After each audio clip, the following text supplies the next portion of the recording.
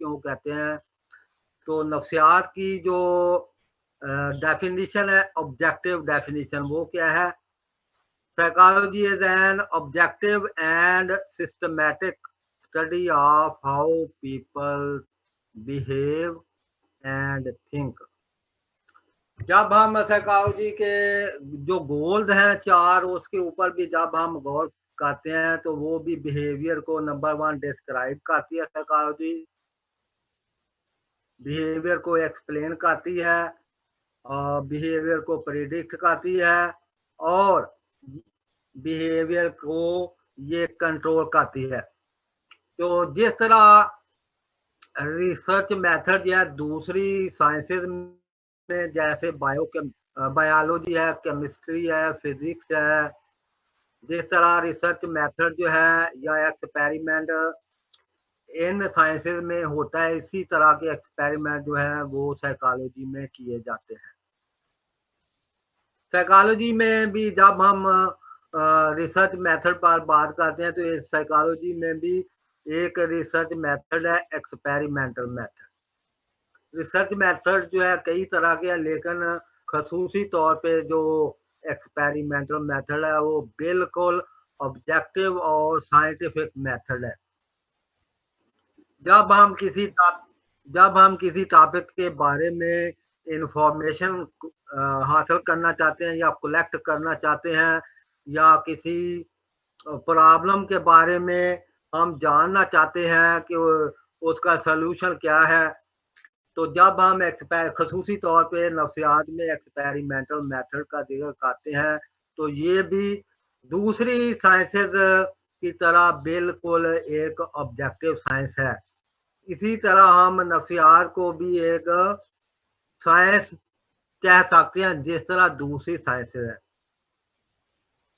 अब इसकी आपने इसमें ये बात मद्देनजर रखती है कि development of psychology as an independent science. तो इसमें हम मरहलावार जो है नफ्सियात की हिस्ट्री जो है ना, उसको हम पढ़ेंगे और उसको देखेंगे कि नफ्सियात जो पहले फिलॉसफी का एक हिस्सा थी, वो कैसे आस्ता आस्ता एक इंडिपेंडेंट साइंस के तौर पर सामने आती है, खसूसी तौर पर 1879 से। ये बिल्कुल एक साइंस की तरह डेवलप होना शुरू हो गई थी। और सबसे पहला साइकोलॉजिस्ट जिसका नाम है विल्हम वुंड, जिसने लिप्जिग में नफ्सियात की पहली लेबोरेटरी उसने कायम की थी। तो वहां पर खसूसी तौर पे उसने विल्हम वुंड ने एक्सपेरिमेंटल मेथड को मद्देनजर रखा था। मिसाल के तौर पर वो अपने सब्जेक्ट पर जब कोई एक्सपेरिमेंट करता था, तो स्ट्रक्चरलिज्म जो उसका पहला स्कूल ऑफ थॉट था, जो विल्हम वुंड ने डेवलप किया था, उसमें भी हम देखते हैं कि एक्सपेरिमेंटल एनालिसिस ऑफ बिहेवियर और ऑब्जेक्टिव मेथड और मैथमेटिकल कंक्लूजन और स्टैटिस्टिकल एनालिसिस ऑफ ऑब्जर्वेशन, इन सब बातों को विल्हम वुंड ने अपने मकतबा फिक्र स्ट्रक्चरलिज्म और अपनी लेबोरेटरी में इन बातों का यानी साइंटिफिक बातों को उसने मद्देनजर रखा था। तो इस तरह हम देखते हैं कि शुरू से लेकर यानी नफ्सियात पहले फिलॉसफी का एक हिस्सा थी, और कुछ फिलासफर हम देखते हैं जिन्होंने नफ्सियाती पहलुओं पर या नफ्सियाती के बारे में बातें की हैं, उनको भी हम इंक्लूड करते हैं। फिर उसके बाद आस्ता आस्ता जो स्कूल ऑफ थॉट है सारे, इस तरह नफ्सियात जो है वो एक इंडिपेंडेंट साइंस के तौर पर उभर डेवलप हुई थी। अब हम बात करते हैं कि historical origins of psychology from philosophy, के फिलॉसफी के साथ जो है नफ्सियात की ओरिजिन या इसकी रूट्स जो है वो कैसे कायम होती है। मिसाल के तौर पर रीन डिकार्टिस, ये फ्रेंच फिलासफर था रीन डिकार्टिस, 1596 से 1650 तक इसकी लाइफ थी। और रीन डिकार्टिस का फलसफा क्या है, बेसिक बिलीफ्स के ऊपर रीन डिकार्टिस ने बात की थी। मिसाल के तौर पर बिलीफ से इसने बिलीफ के बारे में बात किया कि दो तरह के होते हैं। नंबर वन है रैशनलिस्टिक। रैशनलिस्टिक व्यू क्या है बिलीफ के बारे में? रैशनलिस्टिक व्यू ये है, रीन डिकार्टिस कहता था कि true knowledge comes through reasoning. Reasoning के जरिए जो है वो ट्रू नॉलेज जो है वो आता है हमारे पास। दूसरा बिलीफ जो है जिसको रीन डिकार्टिस ये ने आपकी आवाज बयान को किया है, दूसरा व्यू है बिलीफ के बारे में रीन डिकार्टिस का, उसको हम कहते हैं नेटिविस्ट। नेटिविस्ट का मतलब क्या है? ये एक फलसफा है और डिकार्टिस के मुताबिक नेटिविस्ट व्यू क्या है बिलीफ के बारे में? रीन डिकार्टिस कहता है कि heredity provides individuals with inborn knowledge and abilities and we use this to reason। René Descartes कहता था कि इंसान जब पैदा होता है तो उसको विरासत में कुछ नॉलेज मिलता है और कुछ सलाहियतें मिलती हैं जिनको हम रीजन लॉजिक के लिए इस्तेमाल करते हैं। तो we are to doubt everything, that's the only way we can be certain about anything। René Descartes कहता था कि जब तक हम किसी चीज के बारे में डाउट नहीं रखते, डाउट जब हमारे अंदर पैदा होता है फिर हम उस चीज के बारे में ऑब्जर्वेशन करते हैं, मुशाहिदा करते हैं, उस चीज में जानने के बारे में जब जानते हैं फिर हमारा डाउट जो है वो खत्म होता है। And this is all because of reasoning. और रीन डिकार्टिस का एक बड़ा अहम फलसफा है। रीन डिकार्टिस ने क्या कहा था? I think therefore I am. मैं किसी ने रीन डिकार्टिस से पूछा था कि आप जो है ना अपनी एंटिटी यानी वजूद को कैसे साबित कर सकते हैं? और रीन डिकार्टिस ने कहा था मेरा वजूद इस वजह से है क्योंकि मैं सोचता हूँ। I think therefore I am.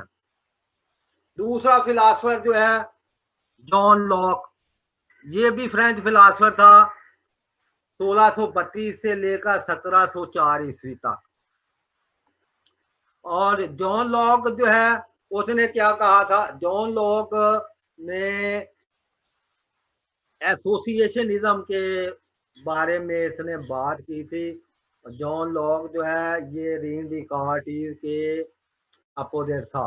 और जॉन लॉक जो है ये कहता था कि इंसान जब पैदा होता है तो उसका जहन जो है ना ब्लैंक स्लेट होता है, खाली तख्ती की तरह। जब इंसान नशोनुमा पाता है, जवान होता है और मुख्तलिफ तजर्बात से गुजरता है तो उन तजर्बात से गुजरने के बाद उसके पास नॉलेज आता है। बेसिकली जब इंसान पैदा होता है तो वो एक ब्लैंक स्लेट की तरह होता है, उसका जहन खाली तख्ती की तरह। इसको इसने जॉन लॉक ने एक टर्म भी यूज की थी जिसको हम कहते हैं टैबूला राजा। टैबूला राजा का मतलब भी यही है, we are born as a blank slate and everything that we know is learned. हम जो कुछ भी जानते हैं वो सब हमारी लर्निंग की वजह से ऐसा है। जो हम चीज़ों के बारे में जानते हैं और इल्म जो हमारे पास आता है वो लर्निंग की वजह से आता है। बेसिकली जब हम पैदा होते हैं तो हमारा दिन जो है ना खाली तख्ती की तरह होता है और जो जो हम हमारी लर्निंग बढ़ती जाती है, मुख्तलिफ तजर्बात से गुजरते रहते हैं तो इससे हमारे पास मालूमात और इल्म आता है। और ये जॉन लॉक का ये फलसफा जो था वो बेसिकली रैशनलिस्ट डिकार्टिस के बिल्कुल बरक्स था। तो डिकार्टिस ने अपने फलसफे में कहा था कि बेसिकली इंसान जब पैदा होता है उसके ज़हन में आइडियाज़ जो है ना वो पहले से मौजूद होते हैं। ये डिकार्टिस का फलसफा है। और जब हम नशोनुमा पाते हैं तो हमारे वो जो शुरू में आइडियाज़ पैदाइशी तौर पर हमारे ज़हन में मौजूद थे, उनकी नशोनुमा होती रहती है और इस तरह हमारे इल्म में इज़ाफ़ा होता है। जबकि जॉन लॉक जो है ये इसका नज़रिया और फ़लसफ़ा डिकार्टिस के कंट्रास्ट है, यानी उसके अपोज़िट। इसके बाद है हरमन हेल्महोल्ट्ज़। ये भी फिलॉसफर था और ये भी फलसफे के ऊपर इसने बातें की है। ये बेसिकली हेल्महोल्ट्ज़ जो था ये एक मैकेनिस्ट था और इसका यकीन था कि हर चीज को समझा जा सकता है with basic physical and chemical principle. Helmholtz का ये ख्याल था कि हर चीज को बुनियादी तौर पे उसके फिजिकल और केमिकल प्रिंसिपल्स के जरिए से समझा जा सकता है। सर वो लड़कों को अलाउ कर दें, वो वेटिंग लिस्ट में। ओके। अस्सलाम वालेकुम सर जी ये जरा ना बच्चे कुछ ना वेटिंग में आए नहीं कर दें प्लीज।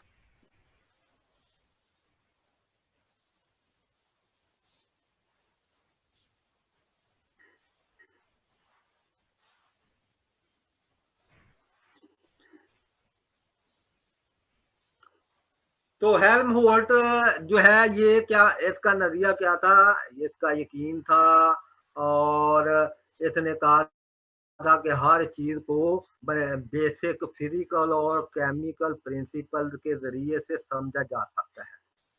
और हेल्महोल्ट्ज़ जो था उसने टेस्ट बुनियादी तौर पे उसने टेस्टों की जरूरत पर जोर दिया था। हेल्महोल्ट्ज़ ने कहा था कि ज़रूरत इस बात की है कि हर चीज़ को बुनियादी तौर पे चीज़ों को टेस्ट किया जाए, फिर उसके बाद पता चलेगा कि असल में उसका वजूद किस तरह से है। इसके बाद हम देखते हैं फैकनर जो है, फैकनर इसका टाइम है 1801 से 1887 का।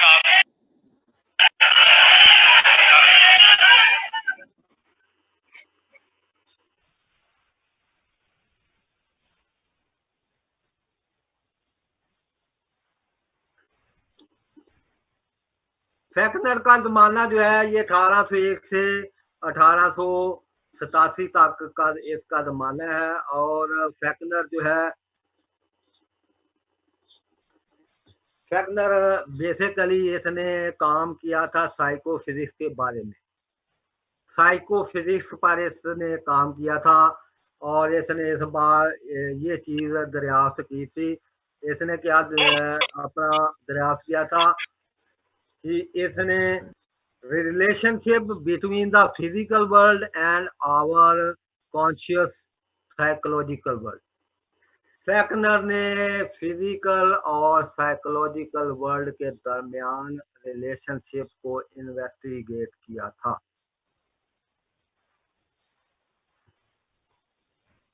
और इस का जो नजरिया है साइको फिजिक्स में और इसने एक कॉन्सेप्ट पेश किया था, जस्ट नोटिसेबल डिफरेंस अप्रोच इसने डेवलप की थी नफ्सियात में। मिसाल के तौर पर अगर आवाज है तो हम आवाज को उस हद तक ये ले जाता था अपने सब्जेक्ट का जब एक्सपेरिमेंट करता था तो एक आवाज ये पैदा करता था और उस साउंड को ये उस हद तक ले जाता था कि जहां तक उसको जरा कम कर दिया जाता तो सब्जेक्ट उसको नहीं सुन सकता था और जरा उसको बढ़ाया जाता था तो सब्जेक्ट उसको सुन लेता था।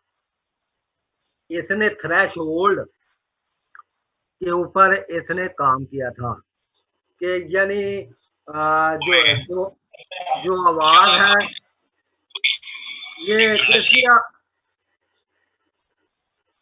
शोर क्यों आ रहा है?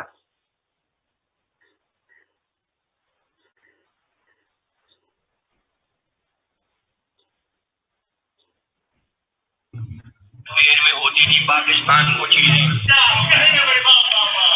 कंप्यूटर कितनी देर में और ये कौन है शोर पैदा कर रहा है?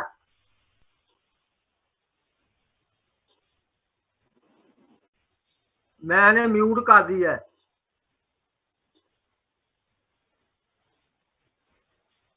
तो इसने जो फैक्टर था इसने रिलेशनशिप इन्वेस्टिगेट किया था between physical and psychological world और इसने जस्ट नोटिसेबल डिफरेंस अप्रोच इसने डेवलप की थी कि यानी मिसाल के तौर पर आवाज की कौन सी हद है जिसको जरा कम कर दिया जाए तो इंसान नहीं सुन पाता या थोड़ा ज्यादा कर दिया तो वो सुन लेता है।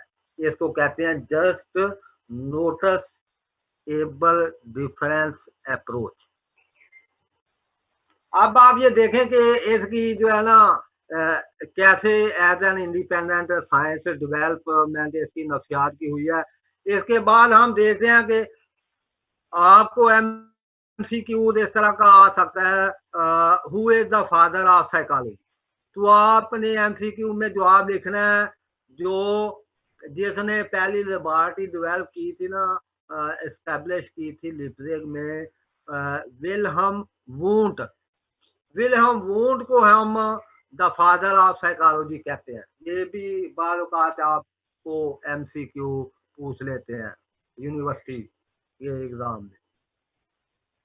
इसके बाद आप आगे के 1879 ईस्वी से यानी बाकायदा तौर पे वो साइकोलॉजी फिलासफी से अलहदा हो गई। तो उसके बाद मैं हमने पहले भी पढ़े हैं मरहलावार जो स्कूल ऑफ थॉट है।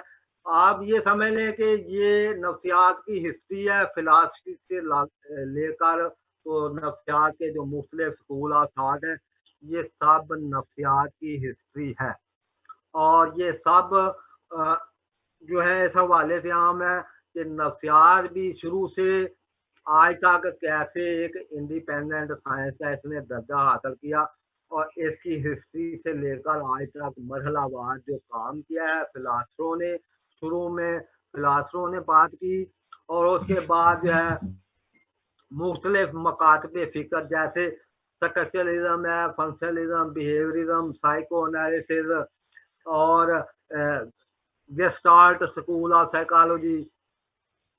फिर हम देखते हैं कि कोग्निटिव अप्रोच है, कोग्निटिव स्कूल ऑफ साइकोलॉजी है, फिर ह्यूमनिज्म है, फिर एग्जिस्टेंशियलिज्म है। तो ये जो तमाम स्कूल ऑफ थॉट है ये इसकी हिस्ट्री में आएंगे और ये तमाम स्कूल ऑफ थॉट जो है हमें इस बात को समझने में मदद देते हैं कि किस तरह नफ्सियात जो है वो पहले फिलासफी का एक हिस्सा थी, फिर खसूसी तौर पे 1879 ईस्वी से आज तक जो है ना मरहलावार मुख्तलिफ अहम जो साइकोलॉजिस्ट हैं जिन्होंने मुख्तलिफ मकातबे फिक्र पे काम किया है और जिन्होंने अपने अपने नज़रियात पे काम किया वो सब हमें इस बात को समझने में मदद देते हैं कि नफ्सियात कैसे उसने एक इंडिपेंडेंट साइंस के तौर पर डेवलप हुई और कैसे एक इंडिपेंडेंट साइंस का दर्जा नफ्सियात ने हासिल किया। ठीक हो गया, बात हमें आ गई है। Yes sir. हाँ तो आपने पहले अगर आपसे वो फर्ज करें यूनिवर्सिटी का जो पेपर होता है उसमें अगर आपसे ये पूछते हैं कि नफ्सियात की डीपर रूट्स जो है फिलासफी में वो क्या है, तो इस सूरत में आपने जो खसूसी तौर पे फिलासफर हैं जैसे प्लेटो है, अफलातून है, सोक्रेटिस है, और अरिस्टोटल है, और बुकरात है। इस तरह जो फिलासफर थे उन्होंने नफ्सियात के बारे में जो बातें की थी, आप उनको बयान करेंगे। ठीक हो गया। अगर नफ्सियात का रिलेशन हम देखते हैं, जब डीपर रूट्स पे जाएंगे, तो फिर जो खसूसी तौर पे फिलासफर ने नफ्सियाती कॉन्सेप्ट के बारे में बातें की हैं, हम उनको बयान करेंगे। तो मैं दोबारा कर लूं? ओके ओके, मैं इसको एंड करके दोबारा मैं कर। सर जी लिंक सेंड कर देना। लिंक वही है, सबके पास है, पासवर्ड और आईडी भी। ओके हो गया सर, ठीक है ठीक है।